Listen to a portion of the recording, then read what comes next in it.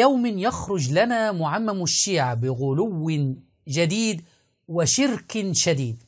خرجوا هذه المرة زاعمين أن إمامهم المهدي الثاني عشر هو وجه الله الأعظم عياذا بالله، وهو البقية الإلهية عياذا بالله كما يزعمون، وإن يهلكون إلا أنفسهم وما يشعرون. هذا الدعاء يتحدث عن وجه الله الأعظم، إنه يتحدث عن البقية الإلهية وعن الخلاصة الربانية، إنه الحجة بن الحسن. يا عمائم الشيعة، تعالوا إلى كلمة سواء بيننا وبينكم، ألا نعبد إلا الله ولا نشرك به شيئا، ولا يتخذ بعضنا بعضا أربابا من دون الله، فإن تولوا فقولوا اشهدوا بأننا مسلمون، اشهدوا بأننا مسلمون.